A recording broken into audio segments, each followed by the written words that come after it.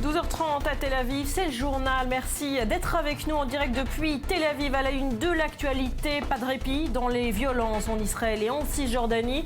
Une fusillade a éclaté ce matin dans la localité de Bethel en Cisjordanie. À cette heure, on parle de 3 soldats israéliens blessés, dont 2 grièvement. Le terroriste palestinien, lui, a été blessé par balle. Faut-il envoyer des troupes pour tenter de mettre fin à la vague de violence au Burundi? C'est la question au cœur du sommet de l'Union africaine qui prend fin ce dimanche. Une question qui divise les représentants des pays alors que de sérieux soupçons sur des massacres de masse pèsent sur ce pays.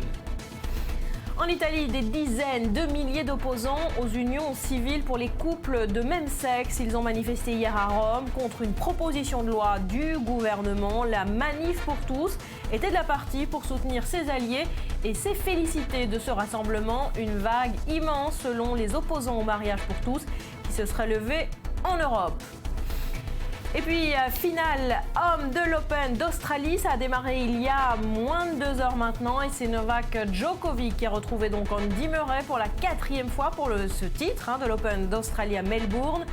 Djokovic est en train de mener la partie 6-1, 6-5. En tout, il mène 21 victoires à 9 contre Murray.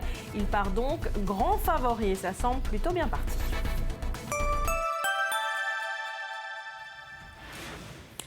C'est une tradition américaine. Les électeurs de l'Iowa sont les premiers à s'exprimer. C'est ce petit État qui lance la course à la primaire. Dans moins de 24 heures, ils vont voter pour élire les représentants démocrates et républicains à la présidentielle. Et les outsiders, d'un côté comme de l'autre, pourraient bien marquer l'histoire. Gabriel Nolin. Le caucus de l'Iowa est une étape majeure des primaires pour l'élection présidentielle. Le but pour les candidats aux primaires, convaincre les derniers hésitants. Ils ont jusqu'à lundi, début du vote, pour le faire. Le républicain Chris Christie, en retard dans les sondages, ne perd pas espoir. Ne croyez pas, quels que soient les sondages d'ici lundi, que votre vote ne compte pas. Il compte, il va compter beaucoup. D'autres font appel à des soutiens. C'est le cas d'Hillary Clinton. C'est une incarnation du changement. La seule personne qualifiée avec une connaissance des questions économiques et sociales, des questions politiques et de sécurité nationale. Une campagne qui montre déjà les enjeux et les tendances des différents candidats.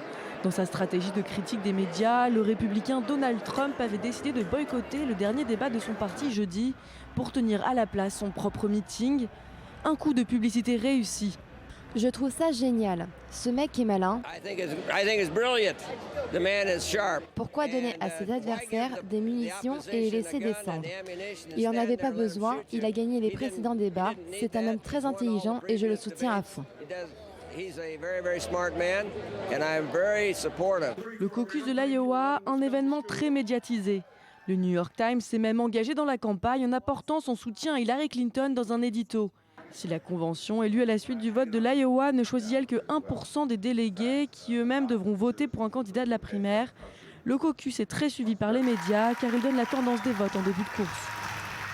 Et on tente de comprendre si la fièvre électorale est en train de gagner le pays à moins de 24 heures du lancement de ces primaires. La correspondance de David Benaïm.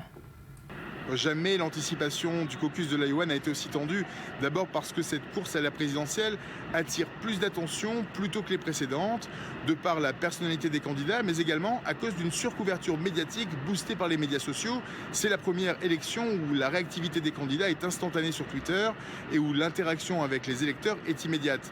L'Iowa, normalement, n'est pas véritablement un test à l'échelle nationale. Ce petit État rural ne représente qu'1% des délégués qui votent pour la nomination. Mais la bataille est rude dans chaque parti. Sur place, les prétendants à la Maison-Blanche battent le pavé, tentant de rencontrer un maximum d'électeurs. Chaque voix compte, le nombre de délégués est distribué à la proportionnelle et l'attention médiatique qui s'ensuit peut faire la différence. Côté républicain, Donald Trump domine toujours dans les derniers sondages. La bataille se situe plus pour la 2e place entre Ted Cruz et Marco Rubio. Pendant que Trump remplit les salles de spectacle, voyageant de ville en ville à bord de son avion personnel, Ted Cruz a fait le pari de se rendre à bord de son bus dans chacun des 99 districts avant le début de l'élection. Et de son côté, Marco Rubio s'est payé une demi-heure en prime time sur la chaîne la plus regardée pour convaincre ses électeurs. Côté démocrate, l'enjeu est plus mitigé. Si Bernie Sanders l'emporte, ce serait un coup dur pour Hillary Clinton, mais elle a de quoi rebondir largement. Elle a toujours une avance très confortable dans les États qui comptent, avec un soutien très fort dans le Sud chez les Noirs américains et les Latinos. Le vote de demain donnera une première indication, mais rien d'irréversible. Le véritable test pour tous ces candidats reste le Super Tuesday du 1er mars, où 12 états-majors votent le même jour. Et de primaire, il en est question aussi en France. Pour eux, c'est oui, réunis dans une salle de l'Assemblée nationale à Paris hier, l'aile gauche du Parti socialiste a adopté à l'unanimité un texte appelant donc à des primaires citoyennes de la gauche. Christiane Taubira, qui est désormais une femme libre, pourrait être leur nouveau chantre. En attendant, l'ex-ministre a été accueilli comme une rockstar à New York. Léa Berdugo. Faire l'inventaire du quinquennat, produire un grand événement démocratique, tels sont les objectifs d'une primaire selon les frondeurs. Les dirigeants de l'aile gauche du PS ont voté samedi un texte à l'unanimité. Ils appellent à l'organisation d'une consultation pour élire le prochain candidat de la gauche en 2017. Le 11 janvier dernier, intellectuels et écologistes s'étaient déjà prononcés dans Libération pour l'organisation d'une primaire. Ils tiendront leur prochaine consultation mercredi. Du côté d'Europe Écologie Les Verts et du Parti communiste, les dirigeants se prononcent en faveur d'une primaire. Le PCF organise dans ce sens son premier lundi de gauche, porte ouverte pour 2017. Le débat pourrait également s'inviter dimanche prochain lors d'une réunion des secrétaires de section du PS autour du premier secrétaire du parti, Jean-Christophe Cambadélis, qui avait laissé la porte ouverte à des primaires, à condition qu'elles concernent tout le spectre à gauche, de Macron à Mélenchon. Le cofondateur du parti de gauche refuse a priori d'y participer, mais selon le texte voté par la motion B, chacun a le droit d'y concourir. Pour ces primaires donc, un leader manque toujours à l'appel. L'ancienne ministre de la Justice, Christiane Taubira, a déclaré qu'elle n'y participerait pas. Ovationnée par les frondeurs, elle l'a également été ce samedi par les étudiants de l'université de New York. Son programme pour l'avenir reste encore inconnu. Léa Berdugo, est-ce que cette primaire à gauche va finir par voir le jour ? Bien, on a entendu l'avis du premier secrétaire du PS concernant l'organisation d'une telle consultation. Il est pour si elle rassemble l'ensemble de la gauche. Or, Jean-Luc Mélenchon du parti de gauche, du Front de gauche, a déclaré qu'il n'y participerait pas. Alors d'une manière générale, on ne sent pas l'exécutif extrêmement enthousiaste à l'idée d'organiser des primaires, alors que 85% des sympathisants de la gauche sont pour. Hollande se sentirait-il menacé ? Cela en a tout l'air, mais cette attitude pourrait lui nuire. Il est en train de perdre sa base militante. Ce sont les critiques que l'on peut entendre rue de Solferino. Certains au PS s'étaient prononcés contre l'organisation d'une telle consultation, dans le cas où François Hollande se présenterait. C'est le cas notamment d'Anne Hidalgo, de la maire de Paris, qui avait déclaré que François Hollande, de par sa position actuelle, ne pouvait pas se soumettre à de telles élections.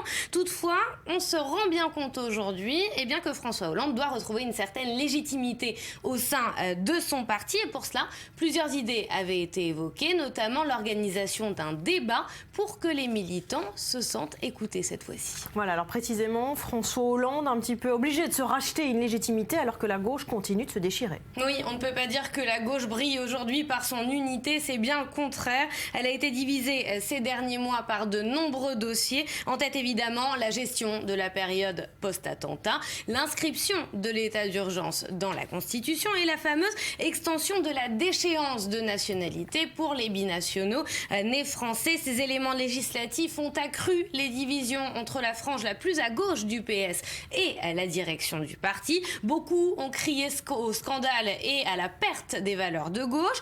Alors, autre dossier qui a causé de nombreux désaccords, la ligne économique du PS avec un Emmanuel Macron à Bercy qui affiche une ligne libérale, pour le plus grand malheur des frondeurs aujourd'hui. Voilà pour la gauche qui se déchire et cette primaire qui continue de faire débat. Merci Léa.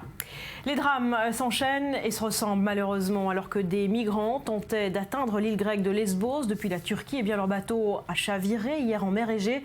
Le bilan a été revu à la hausse ce matin. Le naufrage aurait fait au moins 37 morts, dont des femmes et des enfants. Julia Galantia. Nouveau drame en mer Égée. Ce bateau, de seulement 17 mètres de long, transportait plus de 120 migrants et réfugiés.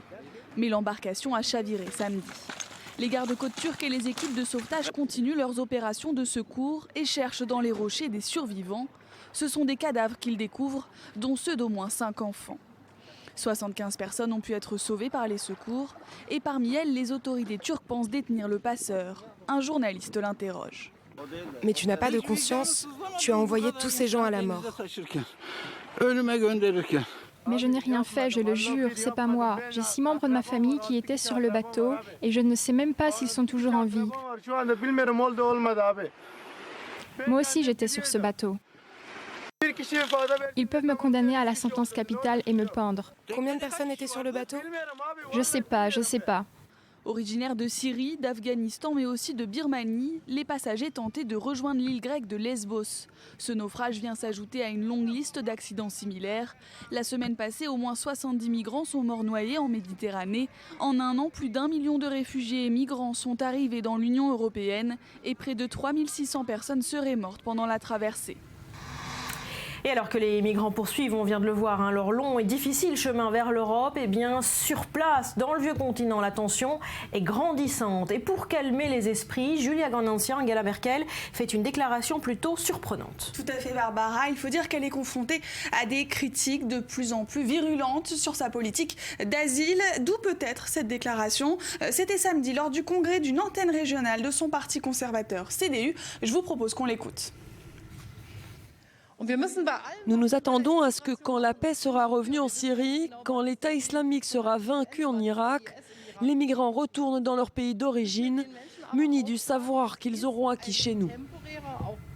Voilà, une proposition, une imagination en tout cas d'Angela Merkel qui suggère que les migrants pourraient retourner chez eux si la guerre en Syrie devait se terminer. Alors cette chancelière, elle ouvre grand la porte aux demandeurs d'asile, elle l'a ouvert la porte depuis l'an dernier déjà, mais elle fait l'objet de plus en plus de critiques à ce sujet et par ce sonore en fait elle faisait référence à les réfugiés qui étaient venus de ex-Yougoslavie, c'était dans les années 90 et c'est vrai, selon elle en tout cas 70% ont fait le voyage en sens inverse après la fin des violences dans le pays. Donc peut-être une connexion avec cette intervention qu'on vient d'écouter. L'Allemagne, en tout cas, a accueilli plus d'1 million de candidats à l'asile l'année dernière et les arrivées continuent à un rythme élevé. Le ministre de l'Intérieur, Thomas de Maizière, a indiqué, Barbara, qu'en janvier, 2000 migrants sont arrivés en moyenne par jour en Allemagne. Alors jusqu'à présent, Angela Merkel, elle résiste aux pressions venant de son propre camp pour fixer un plafond au nombre de réfugiés que l'Allemagne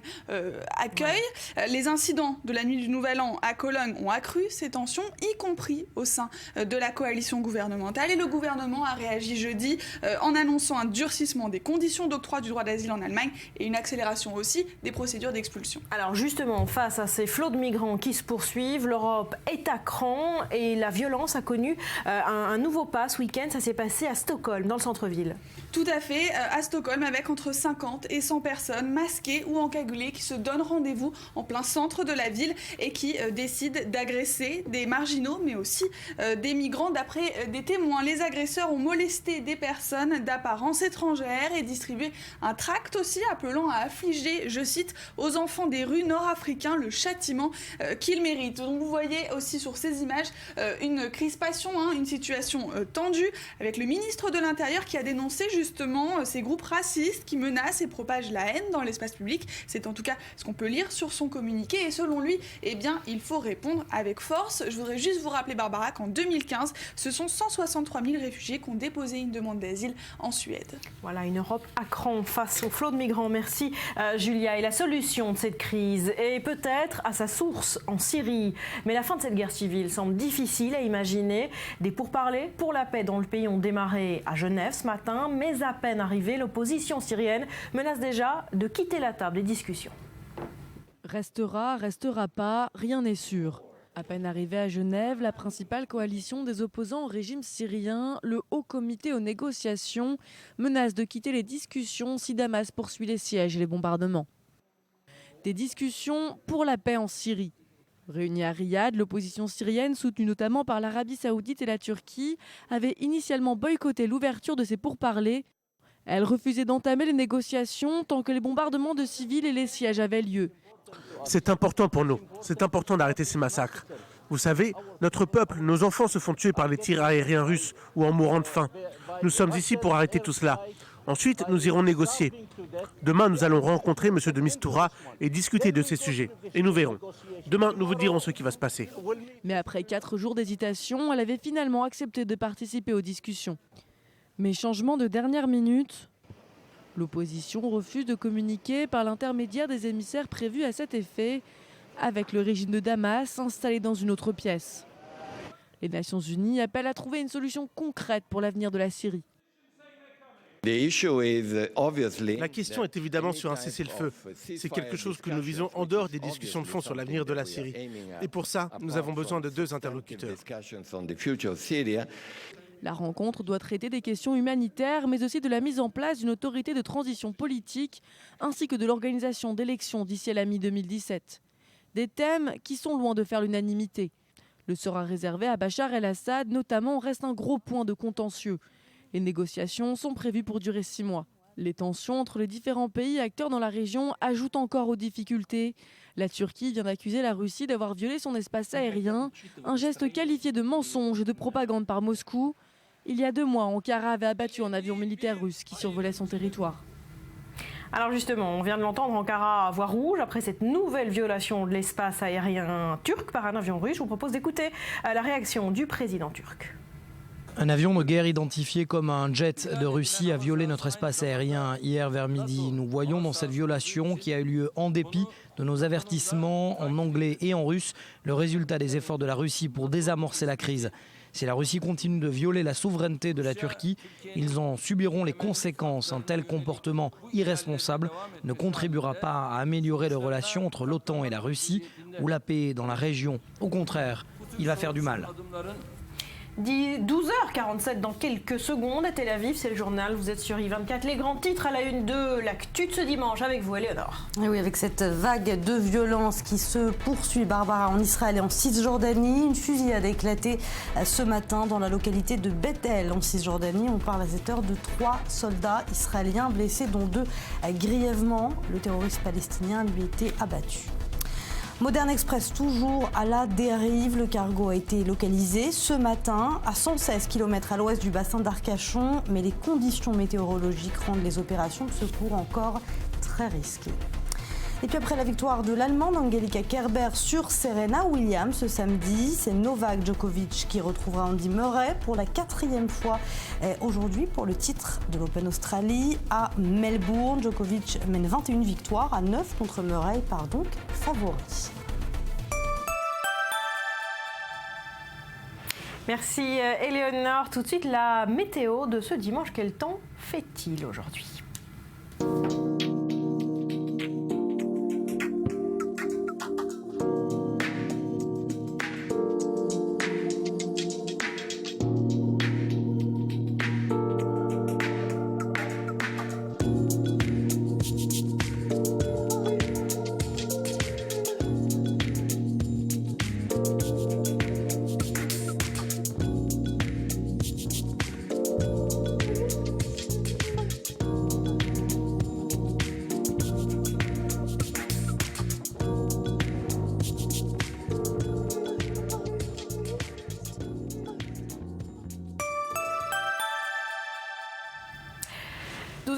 À Tel Aviv, c'est le journal. Alors que la situation s'enlise au Burundi, l'Union africaine peine à s'entendre. Réunis en sommet, les pays ne s'accordent pas sur le déploiement éventuel d'une mission de maintien de la paix sur place.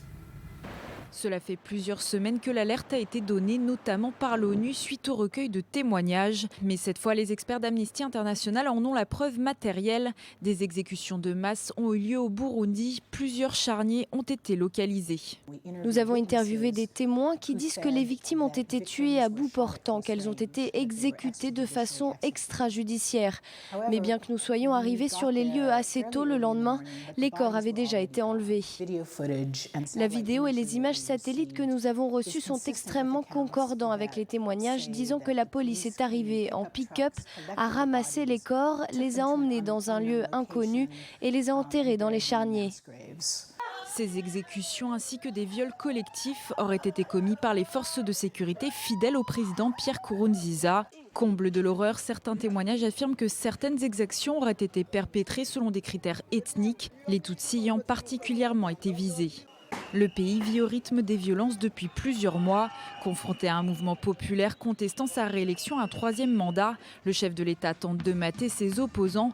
Il a notamment fait condamner les militaires putschistes qui avaient échoué à lui prendre le pouvoir en mai dernier.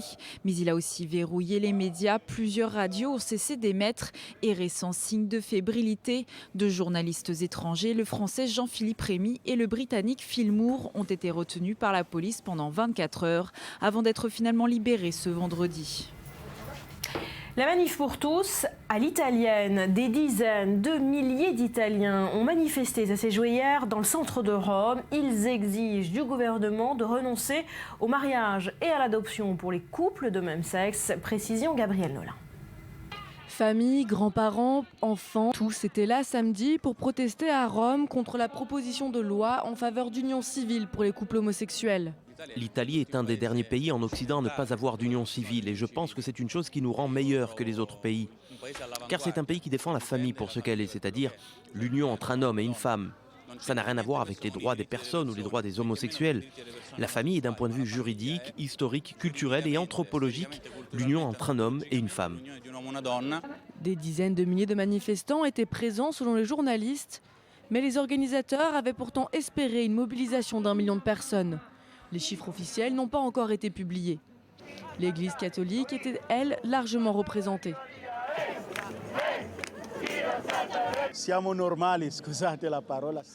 Nous sommes normaux, si vous m'excusez ce terme. Nous sommes normaux car nous allons avec des femmes. L'homme va avec la femme. D'une relation entre 2 hommes ou 2 femmes, qu'est-ce qu'il peut naître? Un chat? Un chien? C'est quoi? Nous sommes tous nés, inclus vous, les journalistes, d'une relation entre un homme et une femme. Et ça, c'est la merveille de Dieu, la beauté de la famille. Actuellement débattue au Parlement, cette loi divise la société italienne. Les sondages donnent des avis fluctuants sur le droit à l'union pour les homosexuels. C'est surtout le droit à l'adoption pour les couples de même sexe qui suscite une claire opposition. Même le gouvernement est divisé sur la question. Le Premier ministre Matteo Renzi y est favorable, alors que son parti, allié du centre-droit, y est formellement opposé. L'Italie est l'un des derniers pays d'Europe qui n'accorde ni statut ni cadre administratif aux couples homosexuels. En France, le salon professionnel de la chirurgie esthétique se tient ce week-end. Il fermera ses portes dès demain.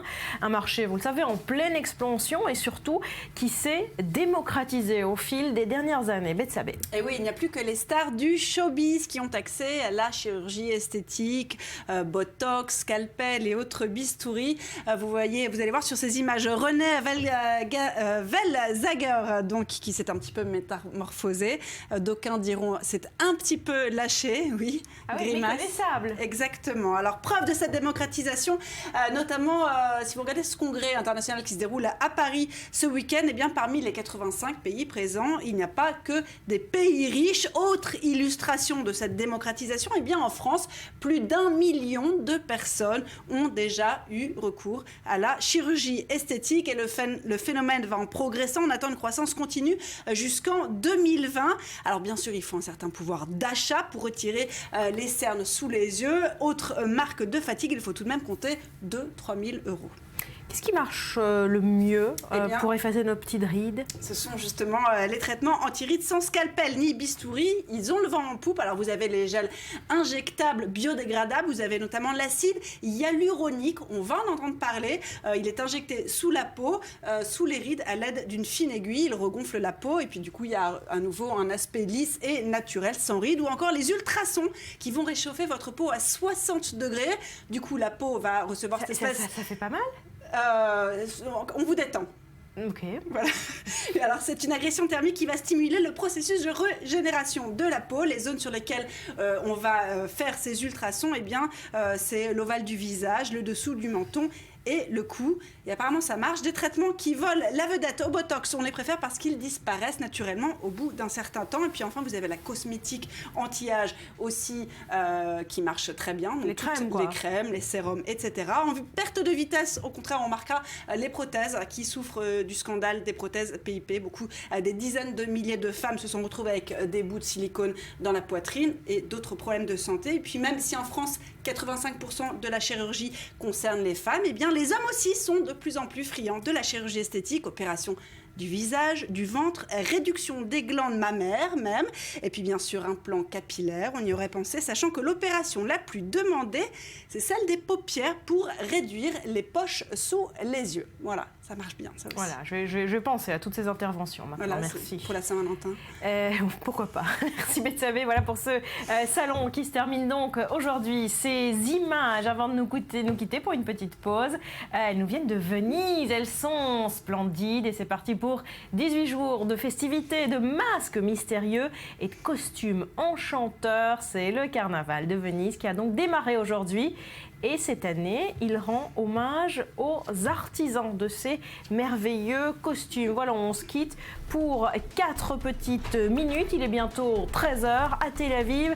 Et on reviendra sur les principaux titres à la une de l'actualité ce dimanche. Et notamment ce nouvel attentat en Israël. Un Palestinien a ouvert le feu sur une patrouille militaire il y a maintenant 2 heures. Bilan, 3 blessés israéliens, dont 2 dans un état grave. On y revient dans moins de 5 minutes. Restez avec nous.